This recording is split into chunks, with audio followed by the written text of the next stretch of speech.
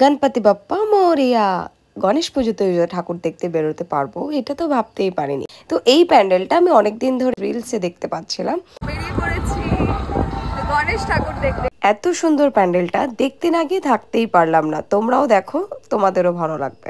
চলো ভেতরে গেলেই দেখতে পাবো।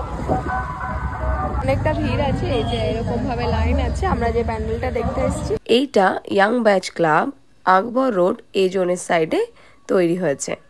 চল মানে রোডটা পেরোই, লাইনটা দিই। তো কিছুক্ষণ লাইনে দাঁড়িয়েছিলাম, তারপরেই চলে গেলাম ভেতর দিকে। চলে এসেছি আমরা ঢোলকপুরে, যেইটা ছোটবেলা থেকে দেখে দেখে বড় হয়েছি।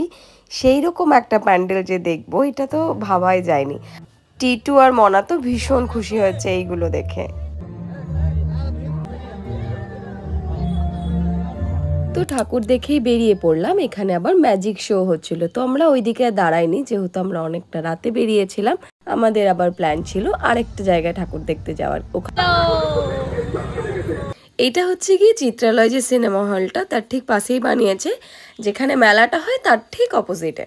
এই প্যান্ডেলটাও খুব সুন্দর, আর এখানে আবার প্রোগ্রামও হচ্ছিল, সবাই খুব সুন্দর সুন্দর ডান্স করছিল। তো ঠাকুরটা দেখে আমরা একটু প্রোগ্রামও দেখলাম। গণেশ পুজো আসা মানে কি দুর্গাপূজা আসছে, দুর্গাপূজা আসছে, এই একটা ব্যাপার কিন্তু চলেই আসে। তোমরা কিন্তু জানিও ভিডিওটা কেমন লাগলো, আর তোমরাও যাও গিয়ে ঠাকুরগুলো দেখে এসো, তোমাদেরও ভালো লাগবে। দেখা হচ্ছে নেক্সট ভিডিও।